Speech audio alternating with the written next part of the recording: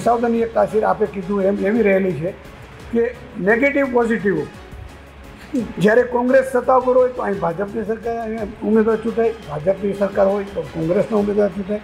એટલે આવું થોડુંક માનસિકતાઓ બધાની રહેલી છે. પણ જો સમ અને સંકલન કોઈ પણ પક્ષ કરે અને એની સાથે સમન્વય કરે તો 100% કોઈ પણ પ્રકારના પરિણામ લાવી શકે. એ ઉમેદવારને આખો ઉપર આધારિત છે. પબ્લિક છે ને એટલી બધી સહજ અને સરળ નથી કે કે એમ માની લે અને ચાલે. આજે નહીં તો કાલે એનો કોઈ પ્રકારે અહીંયા વિજય સંભવ તો નથી. વિસાવદરની પ્રજા છે એ સત્તાની વિરુદ્ધ જ હોય છે, સામે પાણી જ હોય છે એવું અત્યાર લગીનમાં હાલ સુનાવ. પણ એવું ખરેખર 110% એ માયલું છે નહીં. ભાજપ વિસાવદર 87 વિધાનસભામાં ભાજપ હારતું હોય તો ભાજપ થકી જ હારે છે. તમે જોવો તો હર્ષદભાઈ 7 થી 8 હજારની નજીવી લીડથી જ હાર્યા છે, જે એ 7 થી 8 હજારની લીડ આગલી રાતને મતદાનને આગલી રાતે ફેરવી નાખી. હાલની પરિસ્થિતિ જોતા ગામડાઓમાં આ તે જોવો તો ભાઈ અત્યારે ગોપાલભાઈ ઇટાલિયા થાય છે. આમ આદમીનું કોઈ અસ્તિત્વ છે નહીં, કેમ કે આમ આદમી ઉપર એમને ભરોસો વિશ્વાસ કર્યો હતો પણ એણે દગો કરેલો છે. અત્યારે માત્ર ને માત્ર ગુંજતું હોય નામ તો ગોપાલભાઈનું એકનું છે, પણ એ પણ પબ્લિક અંદરખાને સમજે જ છે. વિસાવદરનું જો રાજકારણ હોય તે ગુજરાત કરતાં કંઈક અલગ છે, કારણ કે વિસાવદરની જનતા છે એ કહેવાય છે કે બુદ્ધિજીવી પ્રજા છે. અને એટલા જ માટે જ્યારે ગુજરાતની અંદર બીજેપીની એક બાજુ દિવાળી જેવો માહોલ ચાલતો હોય ત્યારે વિસાવદરી જનતા જે કોંગ્રેસની ચૂંટતી હોય છે, જ્યારે ગુજરાતની અંદર કોંગ્રેસ આવતી હોય તો વિસાવદરી જનતા છે બીજેપી તરફ જતી હોય છે. અને જ્યારે આમ આદમી પાર્ટી આવી, જ્યારે આખા ગુજરાતે જાકર આપ્યો ત્યારે વિસાવદરની જનતાએ ભૂપત ભાયાણીને જીતાડ્યા હતા.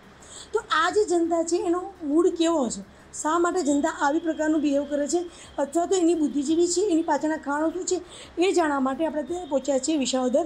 અને વિસાવદરના જે મૂળથી ઓળખાતા લોકો જે પત્રકારો છે એમની સાથે વાત કરી રહ્યા છીએ.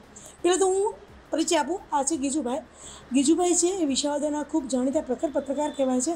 એ અબ તક સાથે જોડાયેલા છે અને વિસાવદરની અંદર જે માહોલ છે, ચૂંટણીનો માહોલ છે એને લઈ અને આપણે એની સાથે વાત કરવાની કોશિશ કરીશું. ગીજુભાઈ, પહેલાં તમારું ખૂબ ખૂબ સ્વાગત છે ગુજરાત તક માટે. ગીજુભાઈ, મને એ કહો કે વિસાવદરની જનતા શા માટે દર વખતે વિમુખ અથવા તો અલગ પરિણામ આપતી હોય છે? હવે એમાં ઘણી પ્રકારના કારણો હોય છે, એક જ કોઈ કારણ ન હોય છે. ક્યારેક વ્યક્તિગત જ્યારે વ્યક્તિ હોય જે ઉમેદવાર એના માટેનો લાગણી હોય છે, અથવા ક્યારેક પક્ષની લાગણી હોય છે. પછી જેવો માનો કે કોઈ પણ ઉમેદવાર હોય એની પોતાની જે લાક્ષણિકતા હોય વાત કરવાની, અથવા જે માહોલ એને બનાવ્યો હોય એ વ્યક્તિ માનો કોઈ અમારે સદર તાલુકો છે ખેતી પ્રધાન છે, ખેતી ઉપર આખો સ્વાવલંબન છે. જેથી કરીને ખેતી માટેના જે પ્રશ્નો હોય, ખેતી વિશેના જે પ્રશ્નો ઉઠાવતા હોય અને એની અંદર કોઈ પડકાર કરીને બોલતા હોય, અવાજ કરીને બોલતા હોય, એટલે અહીંની ખેડૂત પ્રજા એવું વિચારે છે કે ભાઈ આપણો કોઈ મસીહા છે અને આપણા માટે મદદ કરશે અને આપણે ઉપયોગી થઈને આપણું કાંઈક ભલું કરશે, આવું વિચારી અને એની રીતે દોરાતા હોય છે. પછી પરિણામ તો જે તે આવે છે, એનો ફાયદો મળે કે ન મળે એ તો પછીની વાત છે. બાકી જે વર્ગ સમજે છે કે આજે કઈ સરકાર ચાલી રહી છે, વર્તમાન સરકાર, અને વિસાવદરની એક તાસીર આપે કીધું એમ એવી રહેલી છે કે નેગેટિવ પોઝિટિવ જ્યારે કોંગ્રેસ સત્તા પર હોય તો અહીં ભાજપની સરકાર ઉમેદવાર ચૂંટાય, ભાજપની સરકાર હોય તો કોંગ્રેસનો ઉમેદવાર ચૂંટાય. એટલે આવું થોડુંક માનસિકતાઓ બધાની રહેલી છે. પણ જો સમ અને સંકલન કોઈ પણ પક્ષ કરે અને એની સાથે સમન્વય કરે તો 100% કોઈ પણ પ્રકારના પરિણામ લાવી શકે. એ ઉમેદવારને આખો ઉપર આધારિત છે. અચ્છા ગીજુભાઈ, અત્યારે જે માહોલ છે, એક બાજુ બીજેપી છે એ 12 વર્ષથી સત્તામાં નથી, સત્તામાં આવવા માટે જોર લગાવી રહી છે. કોંગ્રેસ એક વખત સત્તામાં આવી, પછી બીજેપીમાં જતા રહ્યા, એટલે અત્યારે જુઓ તો વયનું વર્ચસ્વ ખૂબ ઓછું છે. અને એવા જ વચ્ચે એક આમ આદમી પાર્ટી છે, એમાં ગોપાલ ઇટાલિયા નામના વ્યક્તિને મૂકી અને એક આખો વિસાવદરનો ચૂંટણીનો જે માહોલ છે એમાં ગરમાવો આપી દીધો છે. તમને એવું લાગે છે કે આમ આદમી પાર્ટી છે અત્યારે એટલી સક્રિય છે? સક્રિય છે, નથી એવું નહીં. આવીને આજે છેલ્લા મહિના 1.5 મહિના થયા એ બધે પ્રવાસ કરે છે, જાય છે, આવે છે. પણ આ ભોળી પ્રજાને ગુમરાહ કરે છે. ગામડાઓની અંદર જઈ અને ભોળા ખેડૂત લોકોને હું આમ કરી દઈશ, હું આમ કરી દઈશ, ઓણે આવું કર્યું, તેવું કર્યું, પોતાનો સ્વાર્થ માટે આવું કરી રહ્યા છે. પણ આ પબ્લિક છે ને એટલી બધી સહજ અને સરળ નથી કે કે એમ માની લે અને ચાલે. આજે નહીં તો કાલે એનો કોઈ પ્રકારે અહીંયા વિજય સંભવ તો નથી જ. અમે જોતા, અમારા પત્રકાર તરીકે આપણી લાઈનમાં જોતા એવું લાગે કે એ ભલે કરે છે પણ જે રાષ્ટ્ર માટે અને રાષ્ટ્રહિત માટે જે સરકાર કાર્ય કરી રહી હોય ને એને માણસો ધ્યાને લે છે ને નોંધ તો લે છે. આજે વિરોધ પક્ષનો માણસ હોય એ સત્તાધારી પક્ષને કોઈ હારો તો કહે જ નહીં. શું કામે કે પોતાનો ઈગો હોય છે. આજે એ સત્તા પર હોય તો શું કરે? જે હમણાં સિંધુ ઓપરેશન સ્ટ્રાઇક થઈ તો એની અંદર વિરોધ પક્ષને ખબર નથી કે આ ચાલુ વર્તમાન સરકારે શું કર્યું એ ખબર જ છે, પણ છતાં એ એનો વખાણ નહીં કરે, કારણ કે વખાણ કરે તો પોતાનું નીચું કહેવાય. આ વસ્તુ છે. બાકી અહીંની ભોળી પ્રજા છે, ગામડાની અંદર ગાડીઓ પ્રવાહ થઈ જાય. અને હું ખેડૂતનો દીકરો છું, હું પટેલનો દીકરો છું. અમારે અહીંયા 50% અંદર મતનું વિભાજન છે. 50% પટેલ સમાજ છે અને 50%માં ઇતર સમાજ છે. એટલે એ એવું માને છે કે પટેલ સમાજ છે એ મારો છે અને હું પટેલનો દીકરો છું. તો ત્રણ કેન્ડિડેટ ભાજપના, કોંગ્રેસના ત્રણેય પટેલ. તો સૌને પટેલની જ્યાં લાગણી હશે ને પટેલ પ્રત્યે સૌને, તો ત્રણેયને તો ન્યાય નહીં આપી શકે ને. કોઈ પણ એક મતદાર છે એ કોઈ એક જ વ્યક્તિને ન્યાય આપી શકે એ શક્ય છે. ત્રણને ન્યાય આપવો એ શક્ય નથી. અન્ય પણ પત્રકાર છે વિપુલભાઈ લાલાણી, જે પ્રિન્ટ મીડિયા સાથે જોડાયેલા છે અને વિસાવદરના ગામે ગામ એ ફરતા હોય છે એવું મને પણ ખબર છે.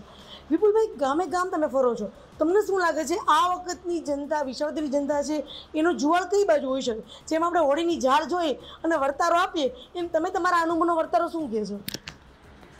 જ્યારે ચૂંટણી જાહેર નથી થઈ ત્યારે એ પહેલાં આમ આદમી પાર્ટીએ ગોપાલભાઈ ઇટાલિયાને ઉમેદવાર તરીકે જાહેર કરી દીધેલા, જેને હિસાબે મિનિમમ 300થી 400 લોકો છેલ્લા 3 મહિનાથી આ વિસાવદર વિધાનસભા સીટના બૂથે એની મુલાકાતો આ તે કરી લીધેલી છે એમને હાલ પણ. અને જ્યારે પણ અગાઉની પણ ચૂંટણીમાં તમે આપ જોઈ શકો છો, વાતું સાંભળો છો, કોઈ પણ ડિબેટ છે યુટ્યુબમાં, ચેનલમાં, મીડિયામાં બધે જોવો છો કે ભાઈ વિસાવદરની પ્રજા છે એ સત્તાની વિરુદ્ધ જ હોય છે, સામે પાણીએ જ હોય છે એવું અત્યાર લગીનમાં હાલ સુનાવ. પણ એવું ખરેખર 110% એ માયલું છે નહીં. માત્ર ને માત્ર 2007માં છેલ્લે કેશુભાઈ પટેલ બીજેપીમાંથી જીતા, ત્યારબાદ એક પણ વાર બીજેપી જીતી નથી. તો જ્યારથી 2012થી ભાજપ સત્તામાં નથી આવ્યું તો એમનું કારણ બીજેપી જ છે. ભાજપને જ હરાવે છે, બાકી કોઈ પબ્લિક ભાજપ સત્તાની વિરુદ્ધમાં કોઈ દિવસ છે જ નહીં. મને ટિકિટ મળી વિસાવદરની અંદર અત્યારે હાલ ભાજપના 4 જૂથ છે. એક જૂથને ટિકિટ મળી એટલે 3 જૂથ છે એ વિપરીત કામ કરે છે, એને કારણે જ ભાજપ હારે છે. આ મારું લાઈવ અનુભવ બોલે છે. અચ્છા વિપુલભાઈ, તમને એ પણ કહો, દર વખતે આપણે જોઈએ છીએ કે વિસાવદરની અંદર ટિકિટની દાવેદારી કરવી વ્યક્તિ ખૂબ સક્ષમ હોય છે. જેમ કે આ વખતે આપણે જોઈએ તો ભૂપત ભાયાણી, હર્ષદ રીબડિયા, રમણીકભાઈ દુધાત અને કિરીટભાઈ પટેલ, આ બધા જ સક્ષમ વ્યક્તિઓ હતા. એમાં કિરીટભાઈ પટેલ પ્રખર દાવેદાર હતા, કારણ કે છેલ્લા 5 વર્ષથી આપણે જોઈએ છીએ એ ટિકિટ માટે જે મહેનત કરતા એવા છે એ મહેનતને લઈને હર્ષદ રીબડિયા અને ભૂપત ભાયાણીને બીજેપીમાં જોડાવા પાછળનું કારણ પણ કિરીટભાઈ છે. ભૂપત ભાયાણીએ કાલે જ સ્વીકાર્યું છે કે હા, મને બીજેપીએ વાયદો કર્યો હતો કે ટિકિટ આપશું, ટિકિટ નથી આપી. કિરીટભાઈ પટેલની ટિકિટ ત્યારે પણ કન્ફર્મ લાગતી હતી, અત્યારે પણ કન્ફર્મ છે અને અત્યારે પણ ટિકિટ આપી દીધી છે. આવા સંજોગોમાં તમને એવું લાગે છે કે બાકીના વ્યક્તિઓ અસંતોષને કારણે બીજેપીને નુકસાન કરી શકે છે? 100%. મેં હમણાં જે અગાઉ જે બોલ્યો છું કે ભાજપ વિસાવદર 87 વિધાનસભામાં ભાજપ હારતું હોય તો ભાજપ થકી જ હારે છે. જે 4 જૂથ છે અલગ અલગ, એ જૂથને કારણે જ ભાજપ હારે છે. માનનીય માજી મુખ્યમંત્રી કેશુભાઈ પટેલના સુપુત્ર ભરતભાઈ જીતા હાર્યા વિધાન, તો તેમને પણ હરાવવામાં બીજેપી જ હતી. કનુભાઈ ભાલાડા આવ્યા તો કનુભાઈને હરાવવામાં પણ બીજેપીનો જ હાથ. છેલ્લે ગઈ ચૂંટણીમાં હર્ષદભાઈ રીબડિયા આવ્યા તો હર્ષદભાઈ રીબડિયાને પણ હરાવવામાં મુખ્ય ભૂમિકા ભાજપની. અને એનું પણ સ્પષ્ટ છે કે આગલી જ રાતે હર્ષદભાઈ જીતતા હતા, 110% જીતતા હતા. આગલી રાતે અમુક ભાજપના આગેવાનોએ ગામડાઓમાં જઈને મુખ્ય જે મેઇન વ્યક્તિ હોય એને વિપરીત કામ કરવાનું કહીને આખું પરિણામ આવ્યો. હવે તમે જોવો તો હર્ષદભાઈ 7થી 8 હજારની નજીવી લીડથી જ હાર્યા છે, જે એ 7થી 8 હજારની લીડ આગલી રાતને મતદાનને આગલી રાતે ફેરવી નાખી. અચ્છા, તો આ વખતની ચૂંટણીમાં શું પરિણામ આપી શકે? શું અંદાજ લાગે? 3 પક્ષમાંથી કોણ વધુ પ્રખર દાવેદાર? હાલની પરિસ્થિતિ જોતા ગામડાઓમાં આ તે જોવો તો ભાઈ અત્યારે ગોપાલભાઈ ઇટાલિયા થાય છે. આમ આદમીનું કોઈ અસ્તિત્વ છે નહીં, કેમ કે આમ આદમી ઉપર એમને ભરોસો વિશ્વાસ કર્યો હતો, પણ એણે દગો કરેલો છે. અત્યારે માત્ર ને માત્ર ગુંજતું હોય નામ તો ગોપાલભાઈનું એકનું છે, પણ એ પણ પબ્લિક અંદરખાને સમજે જ છે. આજની જ હું તમને એક વાત કરું કે વિસાવદરના જ એક ભરવાડ સમાજના અભણ વ્યક્તિ કે જેને કોઈ રાજકારણ સાથે કોઈ પક્ષ સારે કોઈ લેવા દેવા નથી, એ અમે બેઠા હતા ચાની હોટલે, અમે ચા પીતા હતા અને વાત કરી હતી. એટલે એ મારી પાસે પોતાની બળાપો કરતા હતા કે ભાઈ મારે એક ખાડો મારા ઘર પાસે, કે આજ મારી ગાયનું એક પગ ભાંગી ગયો, ખાડો છેલ્લા 6 મહિના ત્યાં હું બુરવાનું કહું છું પણ કોઈ બુરતું નથી. મામલતદારને કીધું આ તે, એટલે મેં એમને ખાલી એક ઔપચારિક મજાકના મૂડમાં મેં કીધું કે તમે ગોપાલને લઈ આવો, ગોપાલ ઇટાલિયાને મત આપો એટલે હું તમારું કામ બધું થઈ જશે. એટલે એ અભણ વ્યક્તિએ એટલું કીધું કે ઉપર તો એનો બાપ બેઠો છે કે આને ગોપાલને દઈને શું મત છે. હવે સામાન્ય પબ્લિક પણ જાણે છે કે ભાઈ સત્તા આગળ સાણ પણ નકામું. ઉપર ભાજપને ગોપાલ ઇટાલિયા ગમે એટલી મહેનત કરશે, વિરોધ કરશે, પણ ઉપર સત્તા ભાજપની છે. એ જેટલો વિરોધ જે મુદ્દા ઉપર ઉઠાવશે, જે પ્રશ્ન વિસાવદર વિધાનસભા સીટનો પ્રશ્ન ઉઠાવશે, સરકાર તો વિપરીત છે, એ કામ કોઈ દિવસ નહીં થાય. એ પબ્લિક આમ જાણે છે. જો પબ્લિકને વિસાવદરનો વિકાસ કરવો હોય તો સત્તાની સાથે રહેશે તો જ તાલુકાનું અને વિધાનસભા સીટનું હિત થશે. અચ્છા, તો ગીજુભાઈ મને જે વિપુલભાઈ લાલાણીએ જે એનો અનુભવ કીધો એના ઉપરથી મને એક એવો અંદાજ આવે કે આપણો દેશ તો લોકશાહી દેશ છે. આમાં કોઈ પક્ષ અને વિપક્ષ કદાચ એવું બની શકે કે આપણી જે સીટો છે એમાંથી 2-5 સીટ આમ આદમી પાર્ટી કે કોંગ્રેસ પાસે હોય.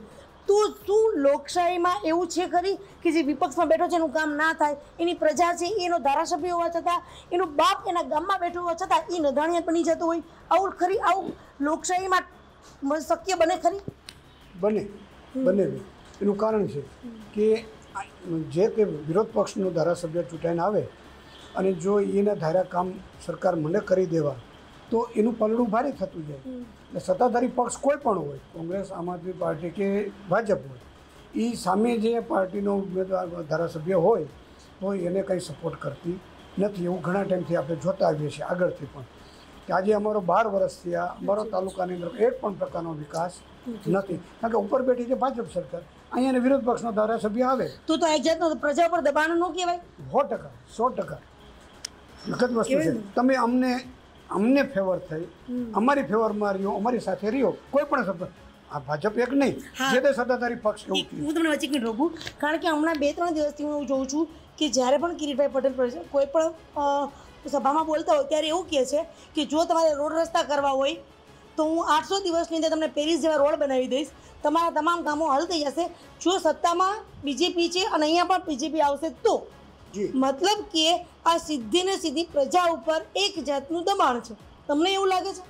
જી ના, એટલે એનો કહેવાનો તાત્પર્ય આપણે એવું નહીં કહી શકીએ કે દબાણ, પણ એમ કહે તો હું મારી રીતે મહેનત કરી, ઉપરથી રજૂઆત કરી અને તાલુકાને સારો એનો લાભ મળે અને જે કંઈ પ્રશ્નો છે એનું હું નિરાકરણ લાવું એવા પ્રયત્નો હું કરીશ. એનો ભાવ કહેવાનો એવો છે. કોઈ પ્રેશર કે દબાણથી કોઈ પ્રજા અત્યારે કોઈ મત આપે કરે એવું છે નહીં. આમ પણ વિસાવદરની પ્રજા મને નથી લાગતું કે દબાણથી કે લાગણી વસ્તી નહીં, કે એ વ્યક્તિ જો એને મત આપે છે કે જે વ્યક્તિ એના માટે હોય એને પ્રોપર લાગશે. કદાચ એવું બને કે ગોપાલ ઇટાલિયાને એમ લાગતું હશે કે આપણા માટે ગોપાલ ઇટાલિયા પરફેક્ટ છે તો એ એના મુદ્દાના પ્રશ્નોને લઈને વાંચ આપતા હશે તો એને મત આપશે. નીતિન રાણપરિયા કહેવાય છે કે 108 છે. હું કાલે વેચાણ બાજુ ગઈ તો મને એવું કહેવામાં આવ્યું કે 108 છે, ગમે ત્યારે બોલાવતો તો નીતિનભાઈ આવી જાય છે. જેવી રીતે ભૂપતભાઈ લાસ્ટ ટાઈમમાં બોલાતું હતું સેમ વસ્તુ નીતિનભાઈ માટે બોલાય છે. પરંતુ વિસાવદરની ચૂંટણી મને એવું લાગે છે કે આ વખતે ખરેખર 3 વ્યક્તિ એવા છે કે જે અંદરો અંદર ટક્કર મારે એવા છે. એની ત્રણેય માટે કપરા ચડાણ તો છે જ. કોઈ એમ કે મારા માટે ઈજી છે કે આસાન છે તો એ વસ્તુ એને ભૂલ ભરી છે. જે ખરા અર્થે અને ખરી સાથે જેમ વિપુલભાઈએ કીધું કે ઘર ફૂટે ઘર જાય, અંદરની વસ્તુ જો એ લોકો સંકલન ન, કોઈ પણ પક્ષ પોતાના કાર્યકરોને સંકલનને સાથે સમન્વય નહીં કરે તો પરિણામ વિપરીત જ હોય છે કોઈ પણ પક્ષ. તો આ વાત આપણી સાથે વિસાવદરના સ્થાનિક પત્રકારો કે જે વિસાવદરની જનતા સાથે રહે છે એ લોકોની સમસ્યાઓને જાણે છે, અહીંનું રાજકારણ ખૂબ સારી રીતે જાણે છે અને એટલા જ માટે આપણે આજે એમની સાથે ખાસ વાતચીત કરી છે. આશા રાખીએ તમને આ પણ વાતચીત ગમી હશે. ચોક્કસ આ વિડીયોને ખાસ જોજો, કારણ કે વિસાવદરની જનતા છો, મત આપતા પહેલાં એક વખત ચોક્કસ વિચારજો. ભાર્ગવી જોશી, ગુજરાત તક, જૂનાગઢ.